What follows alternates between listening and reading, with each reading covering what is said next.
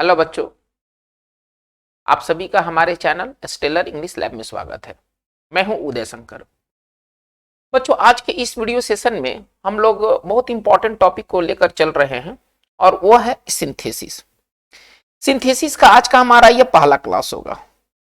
Synthesis पर total 3 class आपको देखने को मिलेंगे, जिसमें कि आज हम लोग पहले क्लास में बात करेंगे कि कैसे 2 सिंपल सेंटेंस को हम एक सिंपल सेंटेंस में कन्वर्ट करेंगे। सिंथेसिस से रिलेटेड सवाल आपको 2 या 3 देखने को मिलते हैं। निश्चित तौर पर आपको जो ग्रामर के जो सेक्शंस हैं, जिसमें कि आपको ग्रामर के प्रश्नों को उत्तर देना है, उसमें 2 या 3 सवाल सिंथेसिस के होते हैं। सवाल बहुत इजी होते हैं, थोड़ा सा बस बेसिक कॉन्सेप्ट की जरूरत है। अगर बेसिक चीजों पर आपकी पकड़ अगर बढ़िया रहेगी तो, चूंकि चॉइस बेस्ड है ना, हमारे जो सवाल है वो चॉइस बेस्ड है। आपको बनाने को नहीं कहा गया है, वो बना के दिया गया है, उसमें से एक आपको सही का चुनाव करना है। तो इस कारण से सिंथेसिस का जो ये टॉपिक है वो बहुत आसान टॉपिक है। थोड़ा सा आपको वाक्य का समझ रखना है, वाक्य क्या कह रहा है और हमें उसे कैसे जोड़ना चाहिए। बच्चों, सिंथेसिस पर जाने से पहले हम कुछ आपको फंडामेंटल चीजों पर ध्यान दिलाना चाहते हैं। कुछ बेसिक चीजों को हम लोग देख लेते हैं, जो कि सिंथेसिस को समझने में ना काफी मददगार होंगे। सबसे पहले हम लोग समझते हैं कि फ्रेज क्या होता है। फ्रेज किसे कहते हैं? अक्सर हम लोगों ने सुना है। देखिए, फ्रेज अलग चीज है और फ्रेजल वर्ब अलग चीज है, दोनों एक नहीं है, ठीक है ना। तो फ्रेज किसे कहते हैं?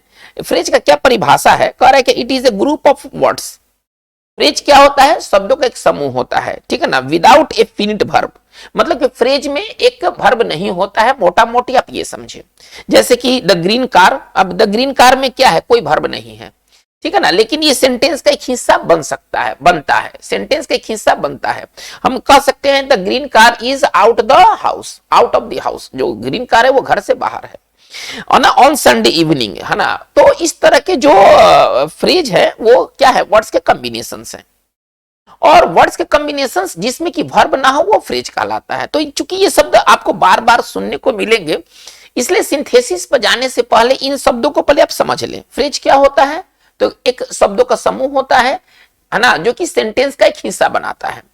और ये ऐसा वर्ड का समूह होता है, शब्दों का ऐसा समूह होता है जिसमें कोई वर्ब नहीं होता है, ठीक है। चलिए, अब इसके विपरीत क्लॉज क्या होता है? थोड़ा क्लॉज पर हम लोग बात करते हैं। अक्सर आपको सुनने को मिलेगा एडजेक्टिव क्लॉज, नाउन क्लॉज। तो ये क्लॉज क्या होता है, पहले क्लॉज को समझे।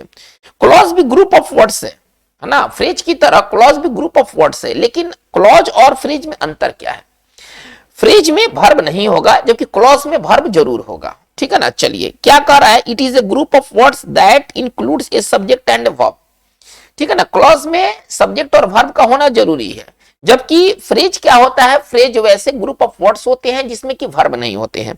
जैसे कि देखिए, ग्रीन कार में कोई भी वर्ब नहीं है, ऑन संडे इवनिंग में कोई भी वर्ब नहीं है। लेकिन अगर क्लॉज को अगर हम देखते हैं, जैसे कि देखिए द ट्रेन वाज लेट, इसमें वाज जो है ना एक वर्ब है ना। आई लाइक फिशिंग, है ना, लाइक यहाँ क्या एक वर्ब है। तो इसका मतलब है कि ये जो दोनों है ना, ये क्लॉज को ये बनाते हैं, है ना। चलिए, ये तो हो गया बेसिक बात है कि फ्रेज क्या है, क्लॉज क्या है। बहुत सारे बच्चों को ये समझ में नहीं आता है कि फ्रेज क्या होता है, क्लॉज क्या होता है, दोनों में अंतर क्या होता है। तो बहुत आसान बात है, फ्रेज में वर्ब नहीं होता है और क्लॉज में वर्ब होता है। चलिए, अब हमारा अगला जो टॉपिक है जिस पर हम लोग बात करेंगे, सिंपल सेंटेंस। सिंपल सेंटेंस किसे कहते हैं, ठीक है ना। सिंपल सेंटेंस हम किसे कहते हैं? तो कह रहे क्या? Clause containing a subject and a verb, sorry, है ना, clause containing a subject and a verb is called simple sentence. यानी कि कोई भी क्लॉज को हम सिंपल सेंटेंस कह सकते हैं जिसमें कि एक सब्जेक्ट हो एक वर्ब हो, है ना। यानी कि क्लॉज एक सिंपल सेंटेंस कहलाता है जिसमें कि एक सब्जेक्ट होता है और एक वर्ब होता है। मतलब क्लॉज को हम सिंपल सेंटेंस भी कह सकते हैं। जैसे कि देखिए, Pankaj plays with his toys. अब इसमें सब्जेक्ट पंकज है ना, और प्लेस जो है वो वर्ब है। तो इसका मतलब क्या है कि ये एक सिंपल सेंटेंस है जिसमें कि एक सब्जेक्ट है और एक वर्ब है। चलिए, this book is very interesting. अब इसमें देखिए, दिस बुक क्या है? सब्जेक्ट है, ठीक है, और इस क्या है? ये वर्ब है। तो इसका मतलब है कि ये सिंपल सेंटेंस है। यानी कि हम किसी क्लॉज को सिंपल सेंटेंस कह सकते हैं जिसमें कि एक सब्जेक्ट होगा और एक वर्ब होगा। चलिए, अब आज का हमारा टॉपिक क्या होगा? सिंथेसिस। अब हम लोग सिंथेसिस पर आते हैं, ठीक है ना। सिंथेसिस के पहले हम लोग ने 3 चीज को देखा है, phrase, group of words without a verb. चलिए, क्लॉज क्या है? ग्रुप ऑफ वर्ड्स, है ना, containing a subject and a verb is called clause. Simple sentence क्या है? सिंपल सेंटेंस एक क्लॉज है जिसमें कि एक सब्जेक्ट और एक वर्ब होता है। सिंथेसिस क्या होता है भाई? अक्सर हम लोग ये सुनते हैं कि सिंथेसिस पूछा जा रहा है, सिंथेसिस आ रहा है। सिंथेसिस होता क्या है? अगर हिंदी का है तो संश्लेषण, उतना हिंदी की तरफ जाने की जरूरत नहीं है। सिंथेसिस को कैसे परिभाषित किया गया है? कह रहा है क्या? इट इज द प्रोसेस, एक तरीका होता है, सिंथेसिस का एक प्रोसेस है, बाय विच, जिसके द्वारा ए नंबर ऑफ सिंपल सेंटेंसेस, कि कई तरह के सिंपल सेंटेंस होते हैं, आर कंबाइंड, उनको जोड़ा जाता है। ठीक है ना, एक नया सेंटेंस बनाने के लिए उनको जोड़ा जाता है। और वो जो नया सेंटेंस बनता है ना, वो सिंपल हो सकता है, कंपाउंड हो सकता है, अथवा कॉम्प्लेक्स हो सकता है। यानी कि सेंटेंस हमें 3 प्रकार के पढ़ने हैं। ठीक है ना, एग्जामिनेशन में 3 प्रकार के सेंटेंस आपको देखने को मिलेगा।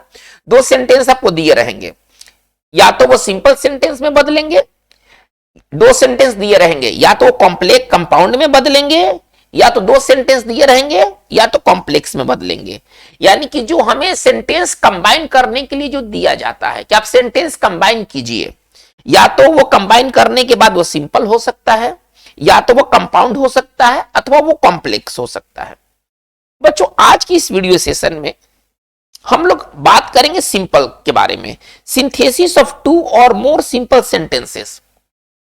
एक बार फिर से समझेंगे कि आज हम लोग पढ़ने वाले क्या है। हम लोग पढ़ने वाले हैं कि 2 सिंपल सेंटेंस, है ना, ऐसे बहुत simple plus simple, 2 simple sentence को हम कैसे जोड़े कि एक नया सिंपल सेंटेंस बन जाए। बस यही हमें आज के इस वीडियो सेशन में हम यही पढ़ना है कि हम कैसे जोड़े कि 2 सिंपल सेंटेंस एक तीसरा सिंपल सेंटेंस को जन्म दे दे। चलिए ठीक है, तो आज हम लोग इसी के बारे में आज हम लोग देखने वाले हैं, सिंथेसिस ऑफ 2 और more simple sentences into 1 simple sentence. हम 2 सिंपल सेंटेंस को एक सिंपल सेंटेंस में किन किन माध्यमों से बदल सकते हैं। यानी कि यदि हमें 2 सिंपल सेंटेंस दिए गए हों, उनको नया सिंपल सेंटेंस बनाने के लिए हमें कौन कौन टेक्निक अपनाना होगा। चलिए इस टेक्निक को थोड़ा सा देखते हैं। चलिए, क्या यहां कहा गया है, आपकी स्क्रीन के ऊपर क्या लिखा गया है? 2 या 2 से अधिक सिंपल सेंटेंस को निम्न तरीकों से एक सिंपल सेंटेंस में बदला जा सकता है। कौन कौन तरीके हैं भाई, जिसके द्वारा हम 2 सेंटेंस को जो सिंपल होंगे हम उनको जोड़ करके एक नया सिंपल सेंटेंस बनाएंगे। चलिए, पार्टिसिपल द्वारा, पहला जो तरीका है पार्टिसिपल द्वारा। दूसरा तरीका है इन्फिनिटिव या बेयर इन्फिनिटिव द्वारा। बेयर इन्फिनिटिव का मतलब क्या होता है? देखिए, इन्फिनिटिव का मतलब होता है 2 + v1, थोड़ा ध्यान दिया जाए।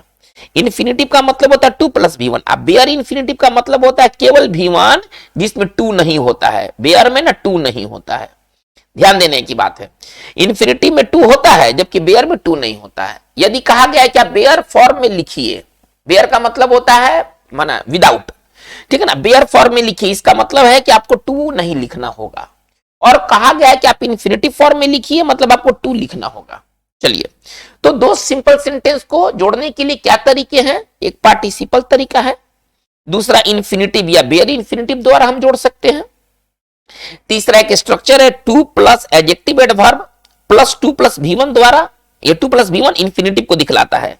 अभी यहां बताया गया है ना, 2 + v1 किसको दिखलाता है? तो ये इन्फिनिटिव, मतलब इन्फिनिटिव का मतलब होता है 2 + v1, आप ऐसे समझे।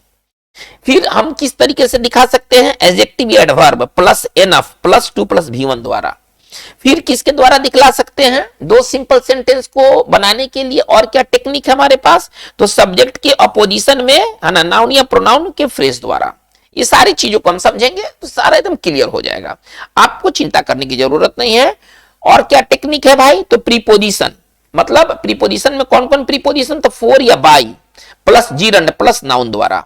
और लास्ट जो तरीका है वो एडवर्ब द्वारा। यानी कि इतने तरीकों द्वारा आप 2 सिंपल सेंटेंस को जोड़ करके एक नया सिंपल सेंटेंस बना सकते हैं। चलिए, अब है कि पार्टिसिपल द्वारा, हम पार्टिसिपल द्वारा कैसे 2 सिंपल सेंटेंस को जोड़ सकते हैं। देखिए, पार्टिसिपल 2 तरह के हैं, है ना, पार्टिसिपल 2 तरह के हैं। एक है आपका प्रेजेंट पार्टिसिपल, ठीक है ना, एक है प्रेजेंट पार्टिसिपल। प्रेजेंट पार्टिसिपल यदि आपको नहीं समझ में आ रहा है तो आप ऐसे समझें, वर्ब में, है ना, आईएनजी जोड़ करके हम 2 वाक्यों को जोड़ सकते हैं। वर्ब में आईएनजी जोड़ करके हम 2 वाक्यों को जोड़ सकते हैं। प्रेजेंट पार्टिसिपल का प्रयोग कब होता है, हम प्रेजेंट पार्टिसिपल का प्रयोग कब करते हैं, थोड़ा ध्यान दिया जाए। इसमें दो केस है। हम प्रेजेंट पार्टिसिपल का प्रयोग कब करते हैं, दो सिंपल सेंटेंस को जोड़ने के लिए, है ना, जब दो क्रियाएं एक साथ हो, जब दो क्रियाएं एक साथ हो, थोड़ा ध्यान दिया जाए, ठीक है ना, एक साथ हो, तो इसको जोड़ने के लिए हमारे पास टेक्निक क्या है, वर्ब में आईएनजी जोड़ करके हम इस सेंटेंस को बना सकते हैं, ठीक है ना।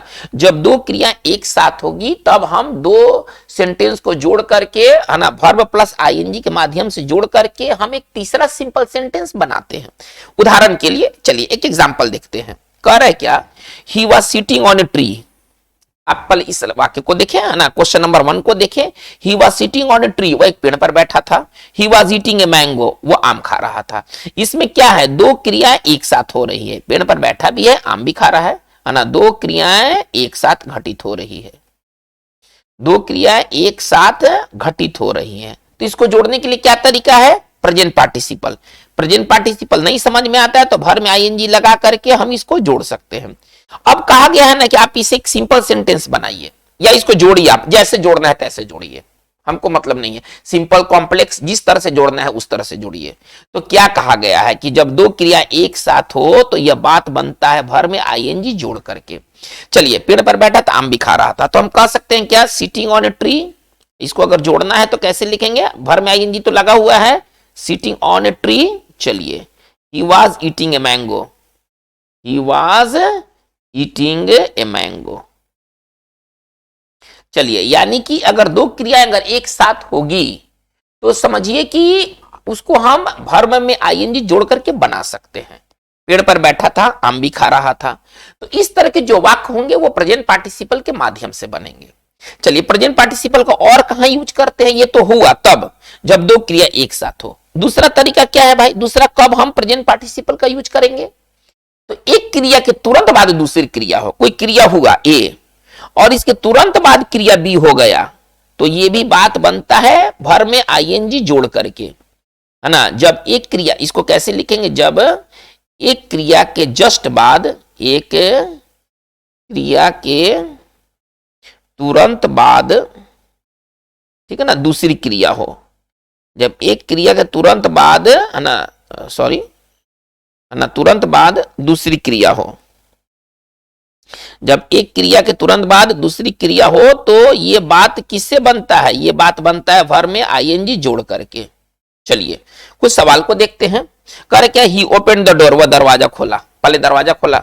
ही केम इन, वो अंदर आया, यानी कि पहले दरवाजा खोलने का काम, ये पहला एक्शन, आप ऐसा समझिए। फर्स्ट एक्शन दरवाजा खोलने का काम, सेकंड एक्शन अंदर आने का काम, तो तुरंत आया ना, इसमें कोई टाइम गैप नहीं है ना, इसमें कोई टाइम गैप नहीं है, नो टाइम गैप, आप ऐसा समझिए, इसमें कोई समय अंतराल नहीं है। दरवाजा खोला, घुस गया, है ना, नो टाइम गैप, कोई टाइम गैप नहीं है। तो जब कोई टाइम गैप नहीं है तो ये कैसे बनता है, भर में आईएनजी लग करके बनता है। तो कैसे लिखेंगे, ओपनिंग, ये ओपन है ना, तो इसको कैसे करेंगे, ओपनिंग द डोर, है ना, दरवाजा खोलते ही, ओपनिंग द डोर, ठीक है ना, ही केम इन, ही केम इन।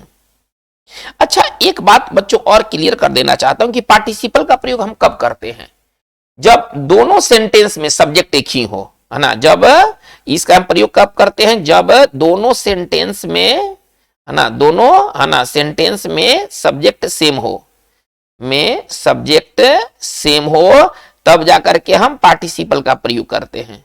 चलिए, जब दोनों सेंटेंस में सब्जेक्ट सेम हो, जैसे देखिए यहां पर ही और ही एक ही आदमी है, यहां पर ही और ही एक ही आदमी है, तो जब दोनों में सब्जेक्ट, जब देखिए यहां पर क्या, जब दोनों सेंटेंस में सब्जेक्ट सेम हो तब इस बात को बनाने के लिए पार्टिसिपल।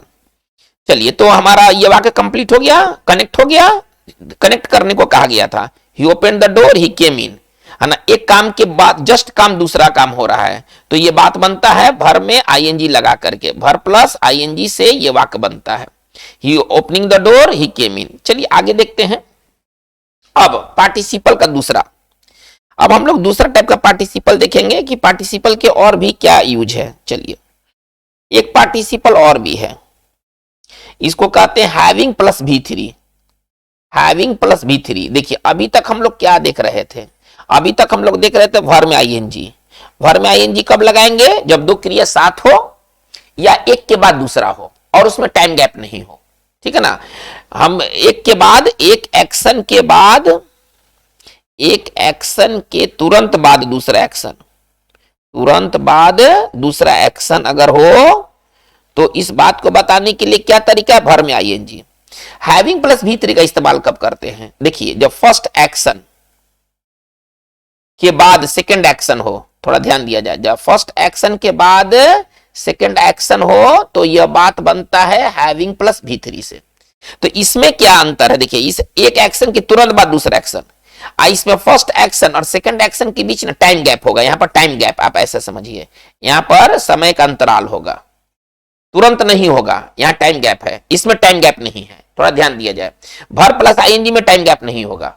हम कोई काम ऐसा करेंगे ना जिसमें टाइम गैप नहीं हो, जैसे कि वो चोर है ना, उसने सिपाही को देखा भाग गया, है ना, चोर ने सिपाही को देखा भागा, देखा भागा, है ना, उसने बाघ देखा भागा, तो बाघ देखा भागा, यानी कि एक काम के जस्ट बाद दूसरा काम। लेकिन इसमें क्या है ना कि इसमें फर्स्ट एक्शन और सेकंड एक्शन के बीच ना समय अंतराल होता है, इसमें समय अंतराल का भाव है, यानी एक काम के बाद दूसरा काम होगा लेकिन थोड़ा गैप के बाद। जैसे देखिए, आप क्वेश्चन को देखिए, Girish completed his homework, Girish ने अपना होमवर्क पूरा किया, ही वेंट टू प्ले, वो खेलने चला गया, ठीक है, यानी कि पहले काम किया होगा, इसके बाद तो अब थोड़ा सा समय लगा होगा खेलने जाने के लिए, काम पूरा किया, 2-4 मिनट लगा होगा, इसके बाद वो खेलने गया होगा।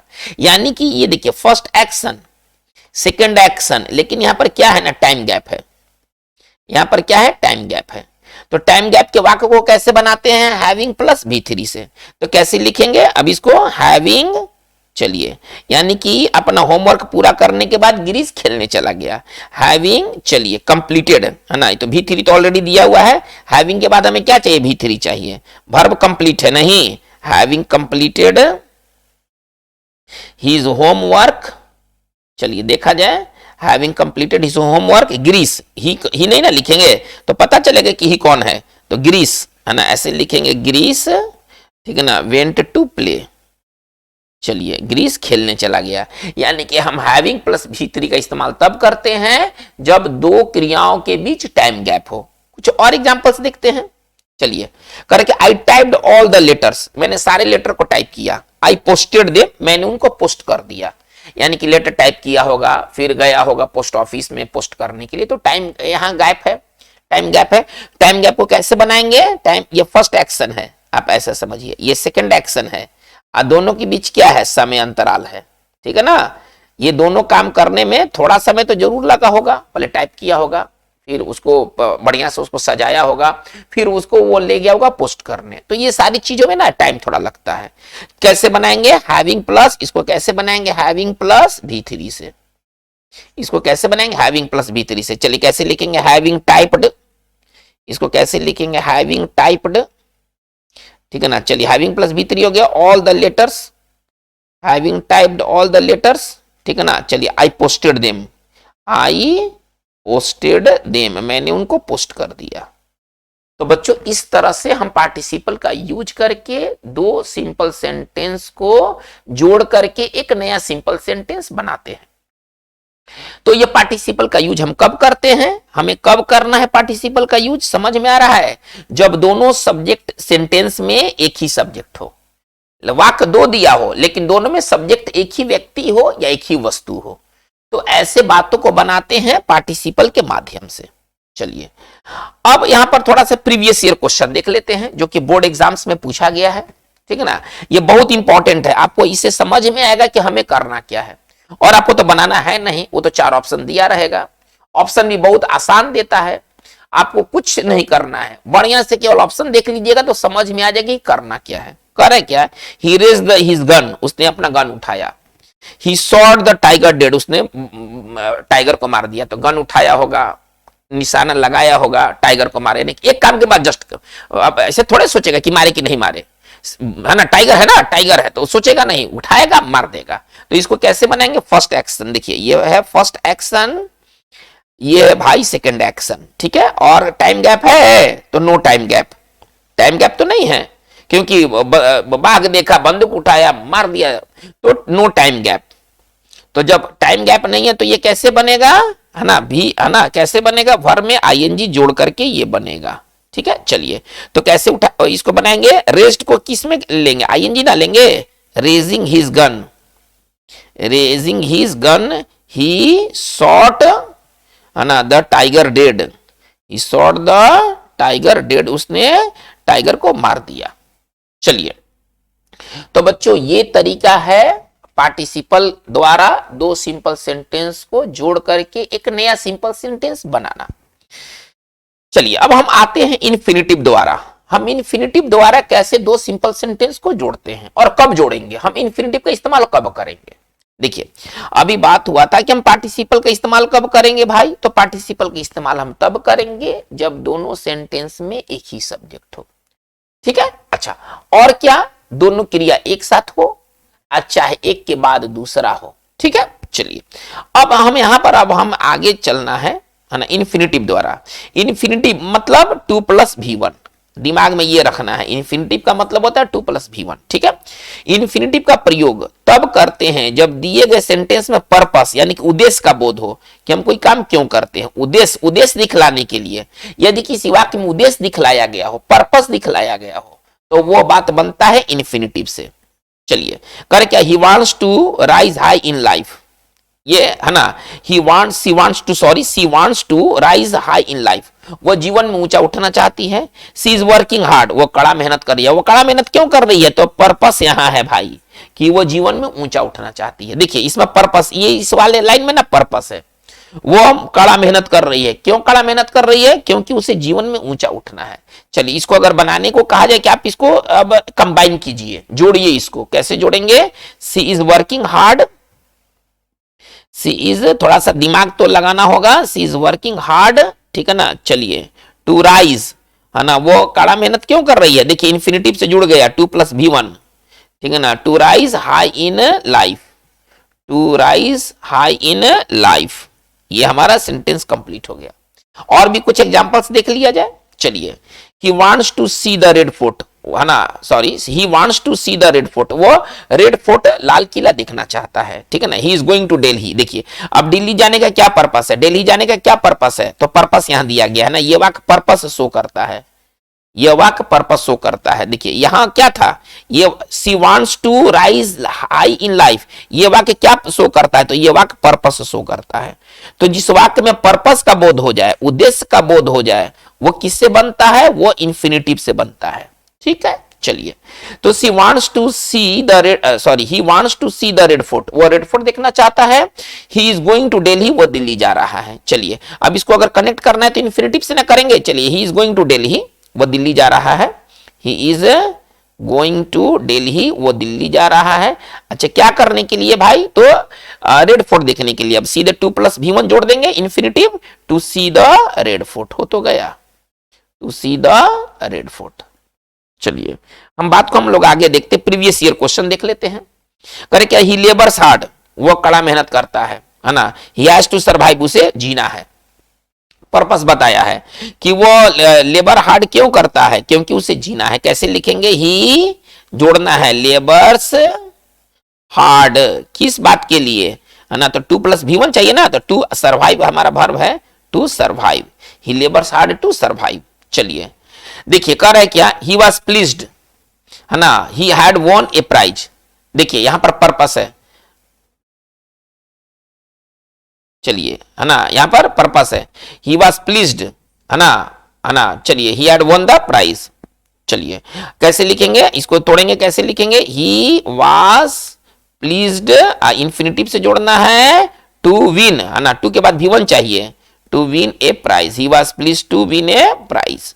चलिए सी मेट हर मदर, है ना, वो अपनी मां से मिली। सी वॉज ग्लैड, वो खुश थी। कैसे लिखेंगे, सी वॉज ग्लैड, वो खुश थी, she was glad to meet her mother, नहीं, अपनी मां से मिलकर के वो खुश थी। तो पर्पस देखिए, खुश होने का क्या पर्पस था, कारण भी मान सकते हैं आप इसको, ठीक है ना। तो सी मेट हर मदर, वो अपनी मां से मिली थी। वो खुश क्यों था, कि क्यों वो प्राइज जीता था। चलिए अब हम आगे बढ़ते हैं, ऑब्जेक्ट प्लस बेयर इन्फिनिटिव द्वारा भी हम दो सिंपल सेंटेंस को आपस में कनेक्ट कर सकते हैं। चलिए ऑब्जेक्ट प्लस बेयर इंफिनिटिव का प्रयोग दो सिंपल सेंटेंस को जोड़ने में तब करते हैं जब कोई कंप्लीटेड एक्टिविटी दिया गया हो, ठीक है ना, जब कोई पूरा एकदम कंप्लीट एक्टिविटी दिया गया हो तब वैसे वाक्यों को जोड़ने के लिए हम क्या इस्तेमाल करते हैं, object plus bare infinitive. Bare infinitive का मतलब क्या होगा, वर्ब तो रहेगा लेकिन उसमें टू गैप रहेगा। चलिए करें क्या, द प्लेन लैंडेड, प्लेन उतर गया, आई सा मैंने देखा, ठीक है ना, प्लेन लैंड किया ये कंप्लीट एक्शन है, ऐसा ये भी कंप्लीट एक्शन है। तो जब कंप्लीट एक्टिविटी दिया गया हो तो इसको जोड़ने के लिए हम क्या करेंगे, ऑब्जेक्ट के साथ है ना केवल V1 जोड़ेंगे, नहीं क्योंकि टू तो गैप रहेगा चूंकि तो बेयर है। चलिए कैसे लिखेंगे, आई सा, ठीक है, द प्लेन, ऑब्जेक्ट देखिए ऑब्जेक्ट क्या है, प्लेन है ना, द प्लेन। अब V1 चाहिए, ये लैंडेड नहीं चाहिए आपको, क्या चाहिए, लैंड चाहिए। आई सा द प्लेन लैंड, ये हमारा कनेक्ट हो गया। चलिए करेक्ट है, न्यूटन सा एन एप्पल, न्यूटन ने एक एप्पल देखा, इट फेल, ये गिर चुका था, ठीक है ना, इट गिर चुका था। चलिए अब इसको जोड़ने के लिए क्या करेंगे, ऑब्जेक्ट प्लस V1 न्यूटन। चलिए इसको कैसे जोड़ेंगे, न्यूटन है ना, चलिए सा, अच्छा ऑब्जेक्ट क्या है, ऑब्जेक्ट एप्पल है ना, चलिए एन एप्पल। और देखिए भले यहां पर फेल लिखा हुआ है लेकिन वर्ब आपको कौन सा चाहिए, V1 चाहिए, तो क्या लिखेंगे, चलिए फॉल। हमारे ये सेंटेंस कंप्लीट हुआ, न्यूटन सा एन एप्पल फॉल। चलिए अब हम आते हैं तीसरा टेक्निक, है ना, जिससे कि हम दो सिंपल सेंटेंस को आपस में कनेक्ट कर सकते हैं। चलिए two plus adjective adverb plus two plus V1 द्वारा, ठीक है ना। देखिए इस स्ट्रक्चर में टू प्लस एडजेक्टिव एडवर्ब का प्रयोग है ना हम तब करते हैं जब हमें वैसा कारण दिखलाना है कि हम कोई काम नहीं कर पा रहे हैं, जहां नहीं वाला बोध हो जाए, आप ऐसा समझिए जैसे कि यह इतना भारी है कि मैं इसे उठा नहीं सकता हूं, वो इतना कमजोर है कि चल नहीं सकता, जिसमें नहीं वाला बात आ जाए वो इसी से बनता है। मोटा मोटी चीज आप ये जान लीजिए, वो इतना कमजोर है कि चल नहीं सकता है, ठीक है ना, वो ये इतना भारी है कि मैं इसे उठा नहीं सकता हूं, मैथ इतना टफ था कि मैं हल नहीं कर सकता था, ये इतना और उतना वाला बात है ना, ये सब बनता है इसी स्ट्रक्चर से, ज्यादा पढ़ने की जरूरत नहीं है, ठीक है।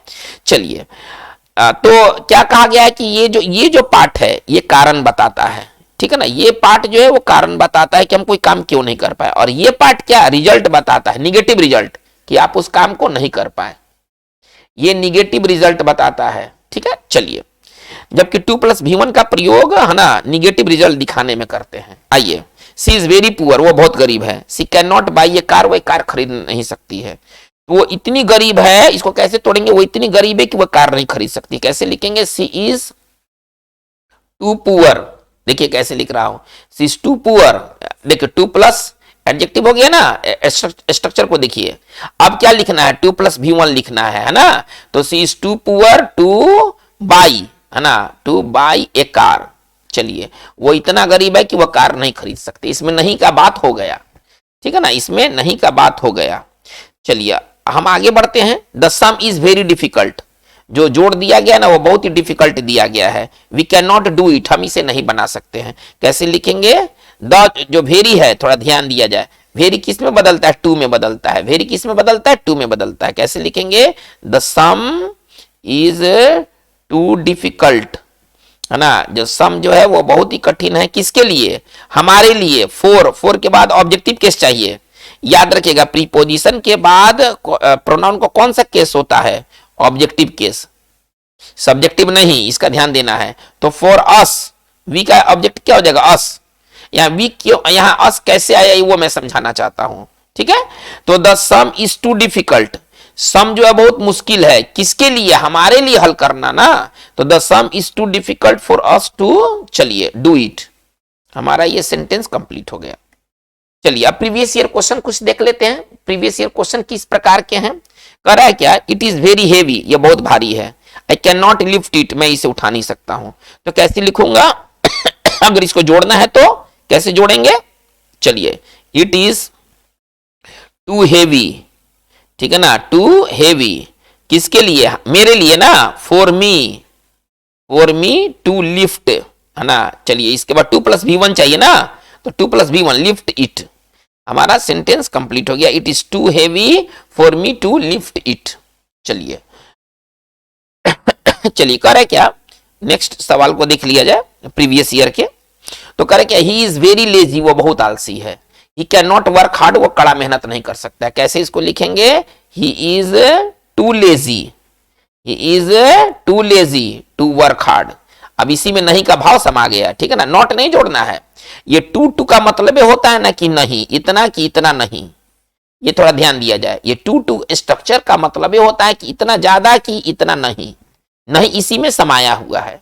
तो कैसे लिखेंगे? He is too lazy to work hard, है ना। इसका हिंदी क्या निकलेगा कि वो इतना ज्यादा वो लेजी है कि वो कड़ा काम नहीं कर सकता है, मेहनत का काम नहीं कर सकता है। चलिए अब हम आगे आते हैं।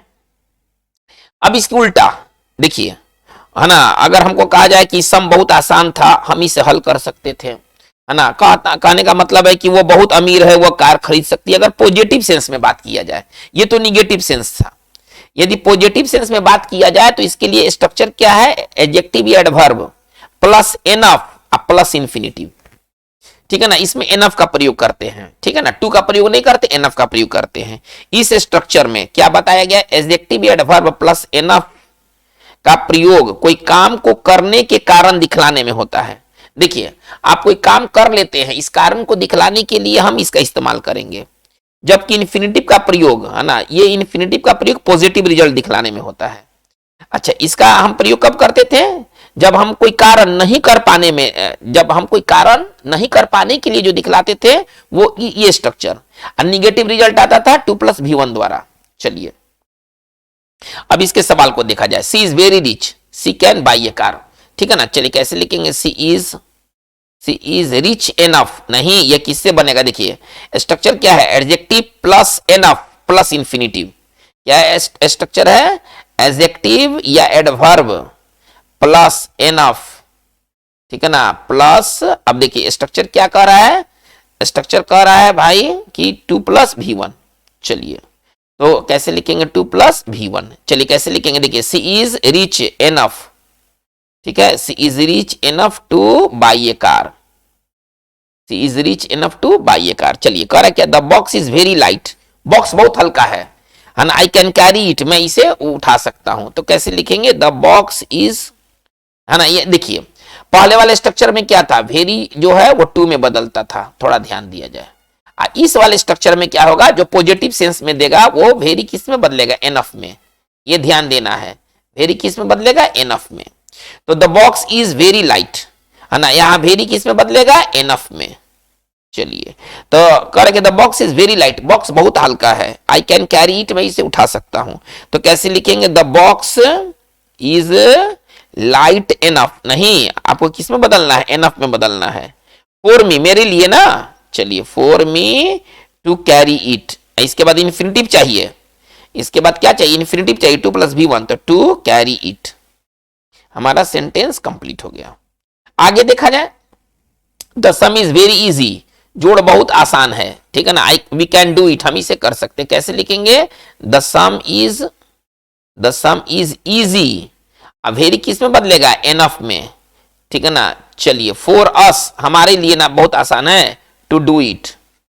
चलिए करेंगे सी इज स्ट्रांग, वो मजबूत है। She can bend this rod, वो रोड को मोड़ सकती है। कैसे लिखेंगे? सी इज, है ना, स्ट्रांग एनफ। कैसे लिखेंगे? She is strong enough to bend this rod, to bend this rod.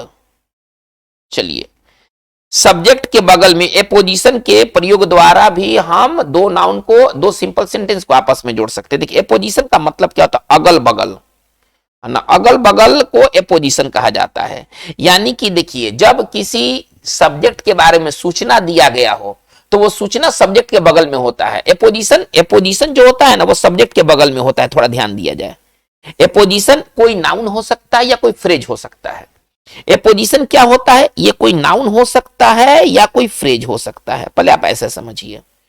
और सब्जेक्ट के बगल में उसको रख करके वो एक इंफॉर्मेशन होता है, सब्जेक्ट के बारे में वो इंफॉर्मेशन होता है। जैसे उदाहरण के लिए दिस इज मेरी, सी इज माई फ्रेंड, यह मेरी है, यह मेरी दोस्त है।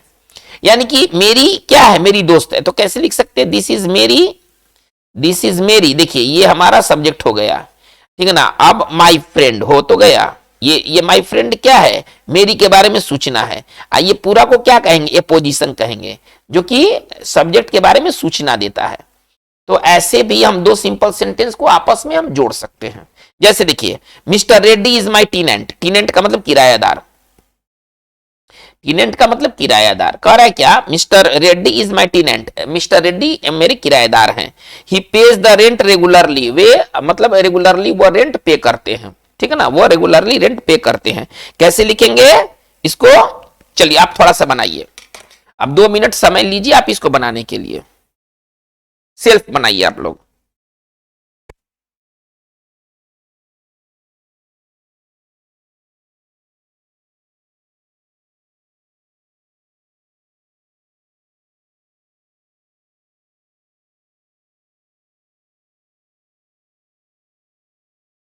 चलिए बच्चों देखते हैं। देखिए मिस्टर रेड्डी क्या है, ये सूचना दे रहा है ना, mister Reddy is my टीनेंट, he page the rent regularly. कैसे लिखेंगे, देखिए मिस्टर रेड्डी ऐसे लिखेंगे, इसको जोड़ेंगे कैसे, मिस्टर रेड्डी तो सब्जेक्ट हो गया, अपोजिशन में क्या आ जाएगा, माई टीनेंट, माई टीनेंट।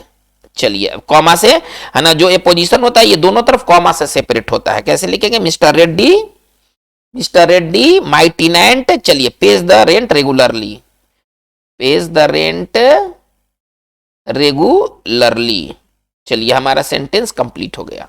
एक और एग्जांपल देखते हैं, Ram defeated Ravan, Ram defeated Ravan, Ravan was the king of Lanka. ये क्या है, ये रावण के बारे में सूचना है ना, अब यही आ जाएगा अपोजिशन में। देखिए ये जितना है, मिस्टर रेड्डी माई टीनेंट, तो माई टीनेंट क्या है, ये मिस्टर रेड्डी के बारे में सूचना है ना, ये इसको अपोजिशन कहेंगे, जो नाउन के बगल में रहता है और नाउन के बारे में इंफॉर्मेशन देता है। दिस इज मेरी माई फ्रेंड, यहां पर माई फ्रेंड क्या है, अपोजिशन है, जो मिस्टर मेरी के बारे में सूचना दे रहा है।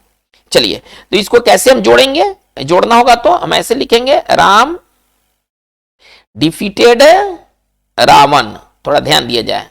अच्छा अब रावण के बारे में सूचना क्या दिया है, देखिए यहां पर दिया गया है ना, Ravan was the king of Lanka, तो द किंग ऑफ लंका ये रावण के बारे में सूचना है। कैसे लिखेंगे, Ram defeated Ravan the king of Lanka, the king of Lanka. तो बच्चों हमारा इस तरह से हम दो सिंपल सेंटेंस को कनेक्ट करके एक दूसरा सिंपल सेंटेंस बनाते हैं। ये सारे तरीके हैं, है ना, सारे सेंटेंस को हम एक ही तरीका से कनेक्ट नहीं कर सकते, थोड़ा सा आपको कॉमन सेंस रखना होगा। सबसे बड़ा बात क्या है आपके लिए, सबसे बड़ा राहत का चीज ये है कि आपको 4 विकल्प के साथ दिया रहता है। अब विकल्प भी ऐसा होता है कि आप उसको आसानी से सेलेक्ट कर सकते हैं। चलिए देखिए अब नेक्स्ट तरीका क्या है, नेक्स्ट टेक्निक क्या है दो सिंपल सेंटेंस को जोड़ने के लिए। तो एक तरीका है ना, प्रीपोजिशन, प्रीपोजिशन 2 होंगे, या तो 4 होंगे या तो बाई होंगे। इसके बाद जीरंड मतलब भर में आईएनजी, जीरंड का मतलब क्या होता है, भर में आईएनजी, ठीक है, और प्लस नाउन द्वारा भी हम दो सिंपल सेंटेंस को जोड़ सकते हैं एक नया सिंपल सेंटेंस बनाने के लिए, ठीक है। चलिए तो 4 प्लस जीरंड का इस्तेमाल हम कब करते हैं, है ना, 2 इसमें प्रीपोजिशन है ना, एक 4 और एक बाई। 4 से ना कारण का बोध होता है ना, कोई चीज के कारण का बोध होता है, यानी कि वाक्य में यदि कारण दे दिया गया हो तो फिर हमारे पास जो तरीका है 4 प्लस जीरंड प्लस नाउन इस्तेमाल करने का। अब जैसे कि आप इस पूरे लाइन को देखें, ही विल बी पनिश्ड, उसे दंडित किया जाएगा। कारण क्या है भाई, इसमें कारण दिया है, he has stolen my purse, उसने मेरे पर्स को चुराया है। थोड़ा ध्यान दिया जाए, यहां पर क्या है, he will be punished, he has stolen my purse, यहां कारण का बोध हो रहा है, उसे किस कारण से पनिश किया जाएगा, तो कारण दिया गया है कि उसने मेरे पर्स को चुराया है। अगर इसको बनाना है तो कैसे लिखेंगे, चलिए, ही will be punished, he will be punished, उसे पनिश किया जाएगा। चलिए और चलिए और जीरण चाहिए ना, अब चलिए देखिए स्टोलन तो V3 है लेकिन जीरण चाहिए, जीरण कब होगा, जब इसमें हम आईएनजी जोड़ेंगे, ठीक है ना, फॉर स्टीलिंग। अब स्टोलन के जगह पर क्या आ जाएगा, स्टीलिंग। चलिए क्या है, क्या दिया है यहां पर, थोड़ा सा इसको देखा जाए, for stealing my purse, for stealing my purse हो तो गया, कोई झमेला नहीं है, sorry, for stealing my purse. चलिए अब यहां पर देखिए, ही वॉज प्रेज्ड, उसका प्रशंसा किया गया। कारण क्या है, he saved a number of lifes, उसने कई जिंदगियों को बचाया था। देखिए ये कारण है, तो जिसमें कारण का बोध हो जाए वो बनता है किससे, वो बनता है 4 प्लस V4, इसी को जीरण कहते हैं, और इसके बाद आ जाएगा नाउन। चलिए, तो ही वॉज प्रेस्ड, चलिए ही वॉज प्रेस्ड किस बात के लिए उसको प्रेस किया गया? फॉर सेविंग, आपको V4 चाहिए ना, फॉर सेविंग, नाउन क्या है? A number of lifes, a number of lifes, हमारा सेंटेंस डन। चलिए, बाई प्लस जीरंड का प्रयोग हम भाई कब करेंगे? हम बाई प्लस जीरंड का प्रयोग कब करेंगे? देखिए, 4 से 4 प्लस ये वाला कारण बताता, ये क्या बताता था? कारण। और बाई प्लस जीरंड का प्रयोग हम कब करेंगे? इससे किस चीज का बोधेगा? मीन्स, साधन, साधन, साधन दिखलाने के लिए बाई प्लस जीरंड, कारण बताने के लिए 4 प्लस V4। चलिए, करे क्या? सी सिंग्स सॉन्ग्स, वो गाना गाती है। सी अर्न्स हर ब्रेड, और इस तरह से वो अपने जीविकोपार्जन कमाती है, ठीक है ना। चलिए, तो कैसे लिखेंगे? देखिए, सी अर्न्स हर ब्रेड, इसको कैसे जोड़ेंगे? सी अर्न्स हर ब्रेड, ठीक है ना। चलिए, वो अपने जीविकोपार्जन कमाती है, कैसे भाई? तो बाई, बाई लगेगा ना। चलिए, by singing, by singing song, song है ना इसमें, बाई सिंगिंग सॉन्ग्स। तो हमारा ये सिंगल सेंटेंस बन गया। दो सिंगल सेंटेंस को जोड़ करके हमने एक नया सिंगल सेंटेंस बनाया। चलिए, ही सेल्स क्लॉथ्स, वह कपड़ा बेचता है। ही अर्न्स हिज लिविंग, इस तरह से वो अपना जीविका कमाता है। चलिए, तो वो अपना जीविका कैसे कमाता है भाई? कैसे कमाता है? खुद से पूछिए तो कपड़ा बेच करके, यही है ना। ये साधन बता रहा है, साधन बता रहा है कि कैसे वो कपड़ा, वो जीविका चला रहा है, तो कपड़ा बेच करके। कैसे लिखेंगे? ही अर्न्स हिज लिविंग, ओके। चलिए, कैसे? बाई V4 चाहिए, selling clothes, by selling clothes. चलिए, लास्ट उपाय है एडवर्ब द्वारा, यानी कि कुछ ऐसे सेंटेंस है, सिंपल सेंटेंस, जिसमें कि हम एडवर्ब का प्रयोग करके दो सिंपल सेंटेंस को हम जोड़ सकते हैं। प्रीवियस ईयर क्वेश्चन सीधे देख लिया जाए, है ना। बोर्ड का एग्जाम सवाल है तो समझ में आ जाएगा कि कैसे सवाल पूछ रहा है। The train is very crowded, train में बहुत भीड़ था। करे क्या? दैट इज यूजुअल, है ना। और अक्सर ऐसा होता है, यूजुअल का मतलब अक्सर, प्राय ऐसा होता है, ठीक है। चलिए, तो हम इसको जोड़ना है, हमें कैसे लिख सकते हैं? देखिए, करे क्या? The train is very crowded, और करे क्या? दैट इज यूजुअल, तो हम कह सकते हैं क्या? देखिए, तो द ट्रेन इज, है ना, यूजुअली, देखिए एडवर्ब बना रहा हूं, यूजुअली एडवर्ब हो गया, very crowded, the train is usually very crowded. तो बच्चों, आज का हमारा सिंपल सेंटेंस का हमारा ये सिंथेसिस इतना रहा। आज हम लोगों ने क्या सीखा? देखिए, बहुत हौच पौच वाली बात नहीं है। आज हम लोगों ने सीखा कि अगर दो सिंपल सेंटेंस दिए गए हों, उनको हम किस प्रकार से जोड़ करके हम एक नया सिंपल सेंटेंस बनाएंगे। आज की बात बस इतना ही। Thank you very much.